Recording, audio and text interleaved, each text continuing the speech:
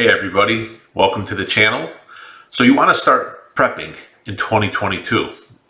With everything that's been going on from the current pandemic with increasing mandates, started off in New York.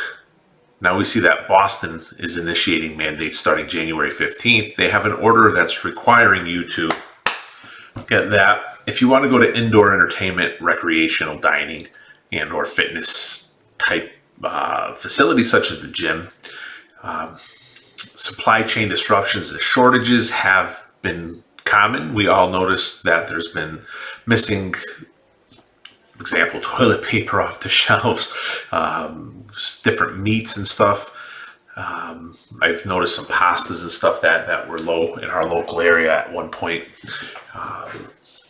We noticed rising food prices as well as inflation on other items, just day-to-day stuff. We noticed gasoline, a lot of rents have gone up. Natural disasters, and who knows what's going to be next. So I think it's important to make this very basic and short video to let you know, yes, you can and should be prepared right now. While it may seem overwhelming to begin prepping, I assure you, you can start prepping right now, right this minute. So just by watching this video, you have taken that first step. That's right. You made the decision to start prepping. This is probably the hardest thing to do by getting out of your comfort zone. So the next step I encourage you to make is make yourself a plan. Everybody's situation is going to be different. Every plan is going to be a little bit different. So make it a little bit easier. I'm going to give you top 3 areas that you should evaluate. Number 1, your shelter.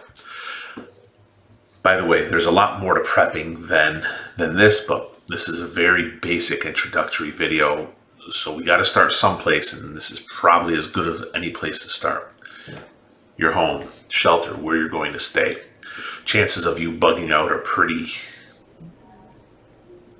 bad, right? You're really going to probably be preparing to hunker down. Wait a minute, sorry. I almost forgot you guys are new preppers. What I should be saying is in most cases, you need a safe place to live and probably won't be leaving in a hurry or bugging out anytime soon, so you're most likely to bunker down inside or bug in. For now, let's just make it a nice, warm, safe place, secure, that you can live, your family if you have it, and you can store your preps. Number 2, a little extra food. It's always important, especially now with the current supply chain disruption and issues. There's shortages. We don't know what the future is going to bring, but if it's anything like what we've seen, it's probably going to get a little bit worse, and that little bit might be more worse. So you can start by setting up a goal. You have 30 days of food for your household in 30 days. It's a pretty reasonable goal. Everybody's budgets are different, we understand, but this is something to really work forward to. First, I'd suggest that you just start buying a little bit of food that you're going to regularly use. A couple of cans here, a couple of cans there, an extra box or 2 of your favorite cereal. Before you know it, hopefully you'll reach your goal, and it should be in no time.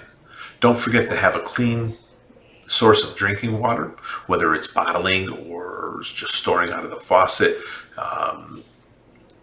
Walmart or all these places, grocery stores, they have bottled water. So, it takes about a gallon a day per person, what they recommend as a minimum.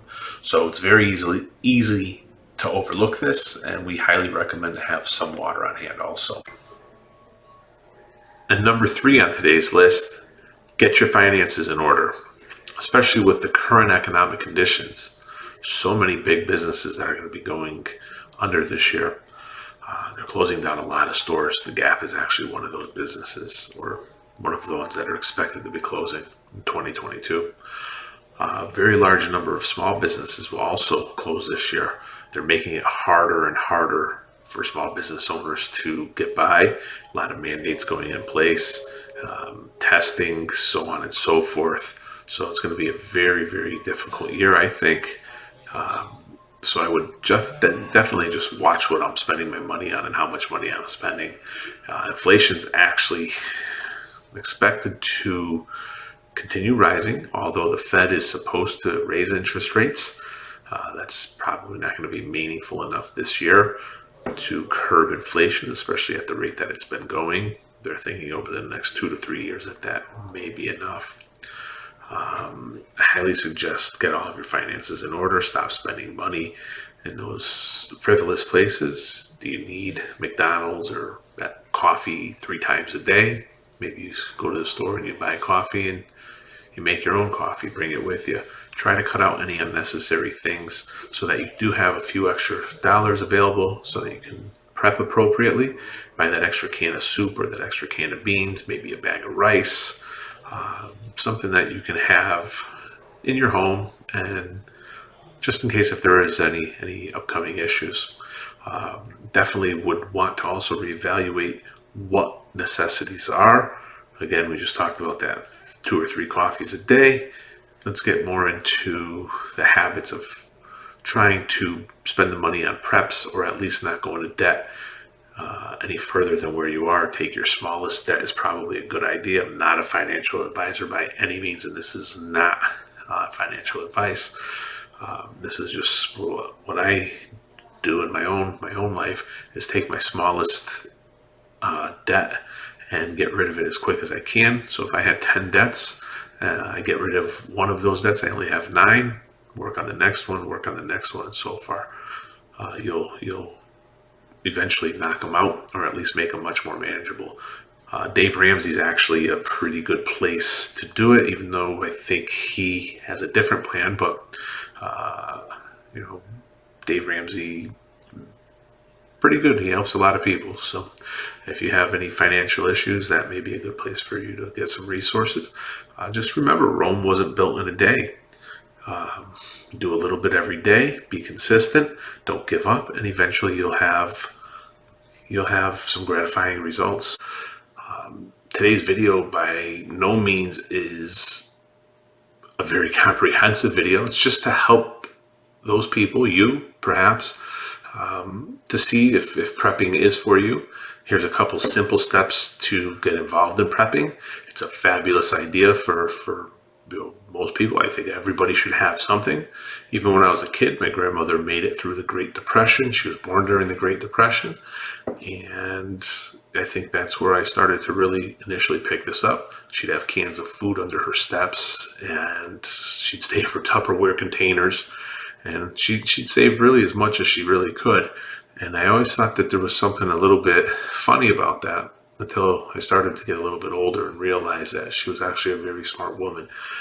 And, I learned a lot from her.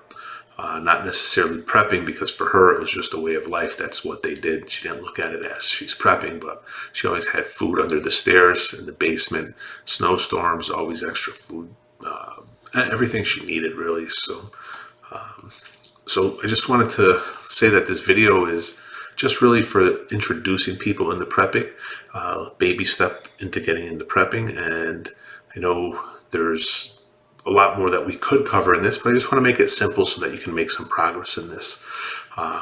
So remember, just take one day at a time, work on these 1 or 2, 3 things until you get some progress, and you'll get more comfortable with this. Don't give up. And, I'll have some future videos coming out to you. I'll be getting much more detail on preparedness, many more items, and really hopefully help somebody get a pretty good preparedness plan going. I'd like to thank you guys for watching. Until next time, this is the Prepping Fool, over and out.